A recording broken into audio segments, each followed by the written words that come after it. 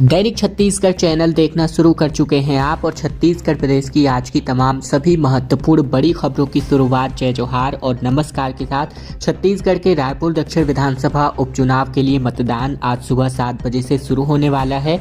मतदान दलों का तिलक और माला पहना करके स्वागत किया गया। दरअसल रायपुर के दक्षिण विधानसभा उपचुनाव के लिए सुबह 7 बजे से आज मतदान प्रारंभ होना है, जिसके लिए वोटिंग से पहले मंगलवार को निर्वाचन सामग्री के साथ मतदान केंद्रों के लिए कर्मचारी को रवाना किया गया। रायपुर कलेक्टर गौरव सिंह ने फूलों की माला पहनाकर सभी दलों को सेज बहार स्थित शासकीय इंजीनियरिंग कॉलेज से मतदान केंद्रों के लिए रवाना किया। मतदान दल को किसी भी प्रकार की परेशानी ना हो, इसके लिए स्ट्रांग रूम से लेकर गाड़ी तक सामग्री पहुंचाने के लिए मतदान दल को ट्रॉली की व्यवस्था करके दी गई है। साथ ही मतदान दलों के साथ सुरक्षा बल के जवान और अन्य सहायक कर्मचारियों को भी रवाना किया गया। बता दें कि आज सुबह 7 बजे से लेकर 6 बजे तक मतदान होगा, जहां उपचुनाव के लिए 266 मतदान केंद्र बनाए गए हैं, जिनमें 253 सामान्य और 13 सहायक बूथ बनाए गए हैं, जिनमें 10 पिंक बूथ और 5 युवा और 1 दिव्यांग बूथ भी इसमें शामिल है। आज मतदान दलों में काफी उत्साह देखने को मिला, जहां मतदान दल के मतदान केंद्रों में पहुंचने पर संबंधित स्कूल और केंद्र स्टाफ ने फूलों की माला से उनका स्वागत किया। जहां सभी मतदान केंद्रों के कर्मचारियों के माथे पर तिलक लगाया गया और इस दौरान मतदान दलों का उत्साह भी बढ़ाया गया। 13,000 कर्मचारियों को सरकार ने आखिरकार मना लिया है। जहां धान खरीदी न अटके, इसके लिए समिति के कर्मचारियों का वेतन और भत्ता बढ़ाने की अनुमति अब सरकार ने दे दी है। दरअसल 14 नवंबर से प्रदेश में धान की खरीदी शुरू होनी है, जहां पिछले कई दिनों से हड़ताल पर गए प्राथमिक कृषि साख सहकारी समितियों के कर्मचारियों को सरकार ने आखिरकार मना लिया है। प्रदेश सरकार ने दावा किया है कि 6 साल से अटकी मांग एक दिन में पूरी की गई है। समितियों के कर्मचारियों के वेतन और भत्तों को बढ़ा दिया गया है। जहां बीते दिन छत्तीसगढ़ सहकारी समिति कर्मचारी महासंघ के लोगों ने मुख्यमंत्री से मिलकर इस बात का धन्यवाद भी दिया। सरकार की ओर से दावा किया गया कि समिति कर्मचारियों के वेतन और भत्ते में 25% की वृद्धि की गई है। इसके लिए अन्य 2 मांगों के लिए शासन स्तर पर अंतर विभागीय समिति का गठन भी किया गया है। 2018 के बाद पहली बार सहकारी समितियों के लगभग 13,000 कर्मचारियों के वेतन और भत्ते में 25% की वृद्धि की गई है। ये सभी इस मांग को लेकर काफी लंबे अरसे से हड़ताल पर थे। छत्तीसगढ़ सहकारी समिति कर्मचारी संघ ने 4 नवंबर को जारी हड़ताल अब खत्म कर दी है। छत्तीसगढ़ प्रदेश राइस मिलर एसोसिएशन के पदाधिकारी नाराज चल रहे हैं। हाल ही में एसोसिएशन की एक बैठक रायपुर में हुई थी, जिसमें प्रदेश कार्यकारिणी के सभी पदाधिकारी शामिल थे। मिलर्स इस बात पर अड़े हुए हैं कि इन्हें 22 से 23 तक पूरा भुगतान किया जाए। 24-25 के धान खरीदी की पॉलिसी में मिलर्स के हिसाब से कुछ खामियां हैं, जैसे प्रोत्साहन राशि में कमी, धान में पेनाल्टी, चावल जमा में पेनाल्टी, और इस पर संगठन के प्रदेश अध्यक्ष योगेश अग्रवाल ने कहा कि ऐसे में हम कस्टम मिलिंग कर पाने में असमर्थ हैं।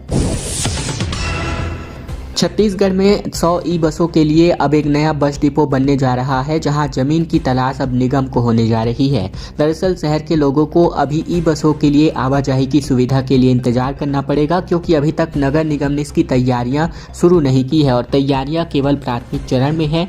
ऐसा कोई ठोस प्लान तैयार नहीं हो पाया है। एक नया बस डिपो बनाने के लिए नजल जमीन आवंटित करने को लेकर प्रशासन को पत्र भेजा गया है, जहाँ ई बसों के चार्जिंग स्टेशन पर भी अभी काम नहीं शुरू हो पाया है। अधिकारियों का कहना है कि इसके लिए तकरीबन 15 करोड़ केंद्रीय शहरी मंत्रालय से आवंटित हुआ है, लेकिन नगर निगम को जमीन अभी तक रिलीज नहीं किया गया है। माना जा रहा है कि ई बसें फरवरी से लेकर मार्च तक ही मिल सकती हैं। कोरोना काल के बाद से शहर के सभी हिस्सों के लोगों को सस्ती यातायात सेवाएं नहीं मिल रही हैं। जहां 69 सिटी बसें चला करती थी, उनमें से केवल 35 के ही करीब चलाई जा रही हैं। इन सिटी बसों के मरम्मत के लिए 86 लाख से ज्यादा ट्रांसपोर्टर्स को दिया गया है, तो कई बसों का इंजन और पार्ट खोलकर कबाड़ किया जा चुका है। ऐसे में कुछ मांगों पर ही सिटी बसों के चलने को लेकर आउटर के क्षेत्रों के लोगों को ऑटो रिक्शा में 3 से 4 गुना तक किराया देना पड़ रहा है। वहीं प्रधानमंत्री ई बस सेवा योजना के अंतर्गत राजधानी रायपुर को 100 सिटी बसें मिलने की घोषणा ई बसों को लेकर के बीते 1 साल को बीतने को है, लेकिन फंड अभी तक नहीं मिल पाया है। छत्तीसगढ़ में ठंड अब बढ़ने लगी है, जहां प्रदेश के दक्षिण भागों में मौसम बदलने जा रहा है। आईएमडी को लेकर अपडेट भी जारी हुआ है। छत्तीसगढ़ में ठंड बढ़ने लगी है, वहीं सुबह के समय कोहरा अब छाने लगे हैं, जहां बंगाल की खाड़ी से निम्न हवाओं के आगमन की वजह से प्रदेश में अब ठंड बढ़ने लगी है। कई इलाकों में न्यूनतम तापमान में गिरावट दर्ज की गई है। हालांकि आगामी 3 दिनों में न्यूनतम तापमान में कोई भी विशेष तौर पर परिवर्तन की संभावना नहीं है। इसके साथ ही मौसम शुष्क रहने की संभावना है। मौसम शुष्क रहने के असर की वजह से जिससे अब ठंड जो है लगातार बढ़ती जाएगी। मौसम विभाग के मुताबिक एक द्रोणिका दक्षिण पश्चिम बंगाल की खाड़ी पर स्थित हुआ है, जिसकी वजह से अब जो है प्रदेश में जो है हवा का आगमन जारी है और यही वजह है कि प्रदेश के सुबह के समय ठंड बढ़ने लगी है। मौसम एक्सपर्ट्स के मुताबिक छत्तीसगढ़ में आगामी 3 दिनों में न्यूनतम तापमान में कोई विशेष परिवर्तन नहीं है। हालांकि 2 दिनों के अंतर्गत उसके बाद प्रदेश के दक्षिणी भागों में कुछ हिस्सों में आंशिक बादल छाए रहने की संभावना है। साथ ही आगामी 2 दिनों तक प्रदेश के कुछ हिस्सों में मौसम शुष्क भी रहेगा। रायपुर में प्रदेश का पहला निजी आयुर्वेदिक मल्टी स्पेशलिटी हॉस्पिटल खुलने जा रहा है, जिसका उद्घाटन मुख्यमंत्री विष्णुदेव साय करेंगे। दरअसल छत्तीसगढ़ में पहले मल्टी स्पेशलिटी आयुर्वेदिक हॉस्पिटल के तौर पर doctor Abhimanyu Ayurvedic multi speciality hospital का शुभारंभ मुख्यमंत्री विष्णुदेव साय आज करने जा रहे हैं। रायपुर के कमल विहार में स्थित इस 20 बिस्तरों वाले हॉस्पिटल में पेन पाइल्स, पंचकर्म, पीडिया, गायनी और स्किन संबंधित समस्त रोगों के उपचार के साथ ही फिजियोथेरेपी की भी सुविधा उपलब्ध होने जा रही है। हॉस्पिटल के डायरेक्टर डॉक्टर अभिमन्यु साहू ने बताया कि हमारा doctor Abhimanyu pain relief centre पिछले वर्षों से रायपुर के समता कॉलोनी में संचालित है, जहां पिछले 5 वर्षों में जोड़ों, नसों और मांसपेशियों के टूटे लगभग 12,500 मरीजों का सफलतापूर्वक इलाज किया जा चुका है। वहीं बता दें कि ये इलाज पूर्णतः आयुर्वेदिक है, जिसका कोई साइड इफेक्ट नहीं है और लागत भी कम आती है। बता दें कि इसका उद्घाटन जो है आज मुख्यमंत्री विष्णुदेव साय अपने हाथों से करने जा रहे हैं। रायगढ़ में धर्मांतरण के विरोध को लेकर अब चर्च को तोड़ने की मांग की जा रही है। रहवासी ने कहा कि पास्टर प्रार्थना के बहाने धर्म परिवर्तन करवाता है, जिसकी वजह से इस चर्च को तोड़ा जाना चाहिए। दरअसल छत्तीसगढ़ के रायगढ़ में धर्मांतरण के लगातार मामले सामने आ रहे हैं, जहां बीते रविवार को भी वार्ड नंबर 33 गांधीनगर क्षेत्र में जमकर बवाल हुआ था, जहां हिंदू संगठन के लोगों ने पहुंचकर प्रार्थना सभा को रुकवाया था और मामले की सूचना पुलिस को भी दी थी। और अब मोहल्लेवासी वहां बन रहे तथाकथित चर्च को तोड़ने की मांग कर रहे हैं, जिसके लिए निगम आयुक्त को एक ज्ञापन भी सौंपा गया है। आवेदन में स्पष्ट तौर पर बताया गया है कि गांधीनगर में पास्टर साउल नागा के द्वारा नजूल की जमीन पर अवैध रूप से चर्च निर्माण कराया गया है। हिंदू समाज के लोगों को अपने चर्च में बुलाकर प्रार्थना की आड़ में धर्मांतरण कराया जाता है और ये काम लगातार पिछले कई सालों से यहाँ चल रहा है। मोहल्ले वासियों ने नजूल भूमि पर बनाए गए तथाकथित चर्च को ढाए जाने की मांग की है। आवेदन सौंपने के दौरान प्रमिला मनहर, धनबाई निराला और साथ ही अन्य स्टाफ यहाँ पर मौजूद नजर आए। शाहरुख खान की धमकी के केस में अब महाराष्ट्र पुलिस को ट्रांजिट रिमांड की जो है यहाँ पर अनुमति मिल चुकी है। आरोपी वकील फैजान खान को रायपुर से मुंबई ले जाया जाएगा, जहां 3 दिनों तक इससे पूछताछ होने जा रही है। एक्टर शाहरुख खान को धमकी मिलने के मामले में अब महाराष्ट्र पुलिस ने रायपुर के एक वकील को गिरफ्तार किया है। मंगलवार को ट्रांजिट रिमांड लेने के लिए रायपुर कोर्ट में उसे पेश किया गया था, जहाँ कोर्ट ने 3 दिन की ट्रांजिट रिमांड दे दी है। आरोपी वकील फैजान खान को बांद्रा पुलिस स्टेशन पहुंचने का नोटिस दिया गया था। नहीं पहुंचने पर उसे रायपुर से गिरफ्तार किया गया है और अब उसे बांद्रा कोर्ट में पेश करके रिमांड में लिया जाएगा। इसके पहले वकील ने कहा था कि उसका फोन गुम हो चुका है, उसे जबरन फंसाने की कोशिश की जा रही है। वकील ने शाहरुख खान की एक फिल्म के डायलॉग पर आपत्ति जताई थी, जिसमें शाहरुख ने कहा था कि हिरण को पकाकर खा लो, उन्हें हिरण का शिकार करने में मजा आता है। फैजान ने इसकी शिकायत मुंबई और जोधपुर में की थी, जिसमें बताया गया कि हिरण को बिश्नोई समाज पूजता है और इस डायलॉग से उनकी आस्था को ठेस पहुंची है। रायपुर में 14 से लेकर 15 नवंबर को जनजातीय गौरव दिवस का कार्यक्रम आयोजित होने जा रहा है, जिसमें प्रधानमंत्री मोदी वर्चुअली जुड़ेंगे। 18 राज्यों के कलाकार अपनी आदिवासी संस्कृति की झलक प्रस्तुत करने जा रहे हैं। नरेंद्र मोदी वर्चुअली रूप से इस कार्यक्रम का उद्घाटन करेंगे, जहां रायपुर के साइंस कॉलेज मैदान में 14 से लेकर 15 नवंबर को राज्य स्तरीय आयोजन होना है, जहां लोक नृत्य, नाटिका, भील, नगोरिया नृत्य, साथ ही गारो और आओ नागा जैसे कई कार्यक्रम कलाकार अपनी ओर से प्रस्तुत करेंगे। आदिवासी क्रांतिकारी भगवान बिरसा मुंडा की जयंती पर यह जनजातीय गौरव दिवस मनाया जा रहा है। 2 दिनों के आयोजित इस कार्यक्रम में छत्तीसगढ़ समेत 18 राज्यों के आदिवासी नर्तक दल अपनी कला और प्रदेश की संस्कृति को बिखेरने वाली प्रस्तुतियां देने जा रहे हैं। रायपुर में अरुणाचल प्रदेश के आदि लोक नृत्य नाटिका, मध्य प्रदेश के भील भगोरिया नृत्य और मेघालय के गारो लोक नृत्य और नागालैंड के आओ नागा लोक नृत्य देखने को मिलेंगे। प्रधानमंत्री नरेंद्र मोदी 15 नवंबर को जमुई, बिहार से जनजातीय गौरव दिवस का शुभारंभ करेंगे, जहां वे छत्तीसगढ़ में आयोजित कार्यक्रमों में वर्चुअली रूप से शामिल होंगे। पीएम जनमन योजना में शामिल जिलों के हितग्राहियों से भी प्रधानमंत्री चर्चा करने वाले हैं। और अब छत्तीसगढ़ के कांकेर से खबर, जहां जिले में वन्य प्राणियों का आतंक लगातार बढ़ता जा रहा है। जहां एक वीडियो सामने आया है जहां आबादी वाले इलाकों में वन्य जीवों के दस्तक की वजह से लोगों में दहशत का माहौल है। जहां 5 भालुओं का झुंड राशन दुकान में घुसकर राशन चट करता हुआ दिखाई दे रहा है।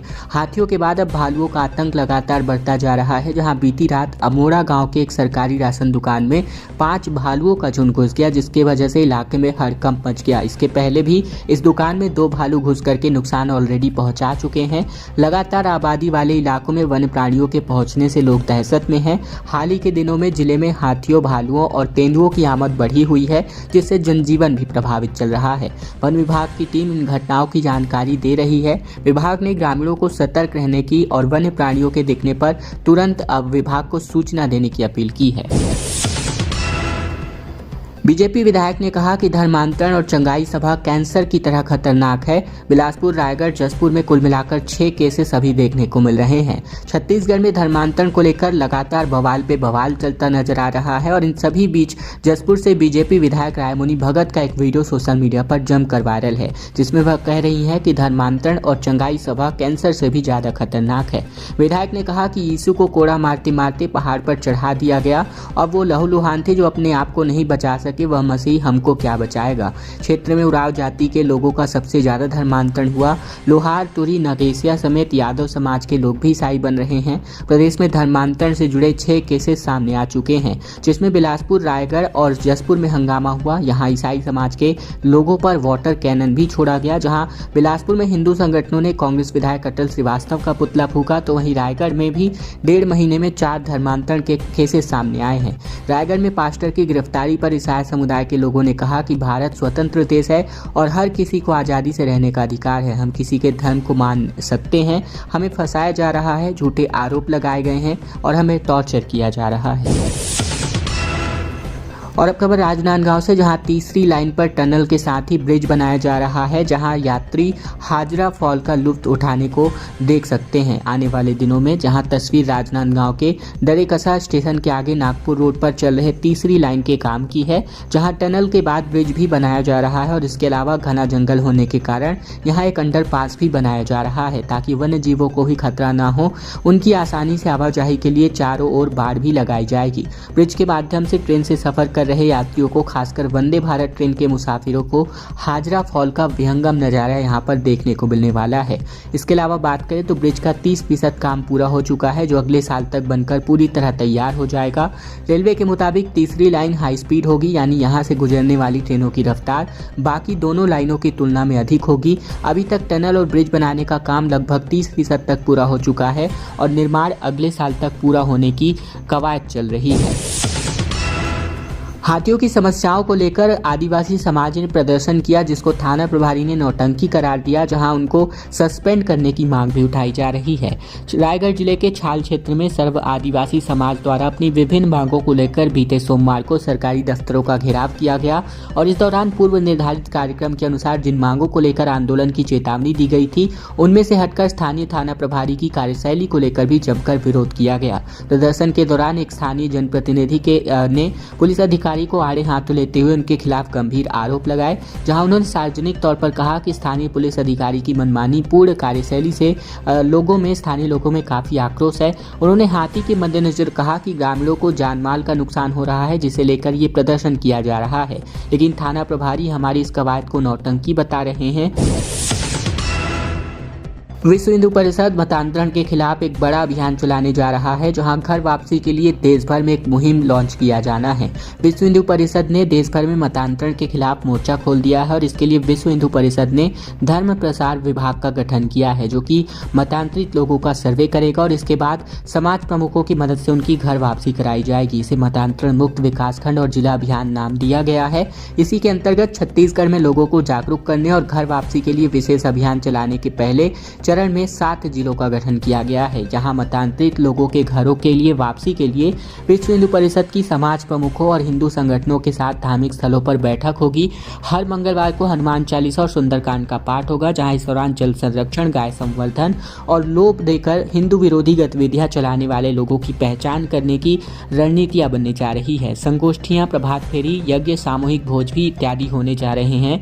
विश्व हिंदू परिषद के छत्तीसगढ़ प्रांत कार्याध्यक्ष चंद्रशेखर वर्मा ने बताया कि मतांतरित परिवारों का छत्तीसगढ़ समेत अन्य राज्यों में भी सर्वे करने के लिए धर्म प्रसार विभाग ने काम शुरू कर दिया है। ईसाई बने हिंदुओं और मुस्लिम बने लोगों की घर वापसी का कार्यक्रम पहले से ही चल रहा है, मगर अब अभियान में तेजी लाने की तैयारी है। और अब खबर छत्तीसगढ़ के जगदलपुर से, जहां रायपुर ओडिशा रोड पर बीती शाम को हुए एक दर्दनाक सड़क हादसे में बाइक से यात्रा कर रहे एक ही परिवार के 3 लोगों की जान चली गई। घटना के बाद मृतकों के शव पर सड़क पर क्षत विक्षत हालत में बिखर गए। इस दौरान आसपास के लोगों की भीड़ भी इकट्ठा हो गई, जहां घटना की सूचना के बाद मौके पर पुलिस ने मर्ग कायम कर शवों को पोस्टमार्टम के लिए भेज दिया है, तो वहीं ट्रक ड्राइवर को गिरफ्तार कर कोतवाली पुलिस ने कार्यवाही में जुट गई है। बता दें कि जानकारी के मुताबिक प्रत्यक्षदर्शियों ने बताया कि हादसे के दौरान बाइक पर एक युवक, महिला और एक मासूम सवार थे। रायपुर ओडिशा शहर से तकरीबन मुड़ने के लिए आमागुड़ा चौक के पास युवक ने बाइक को रोका था और इस दौरान पीछे से तेज रफ्तार ट्रक ने इनको टक्कर मार दी, जहां तीनों के मृत्यु यहां पर ऑन द स्पॉट हो गए।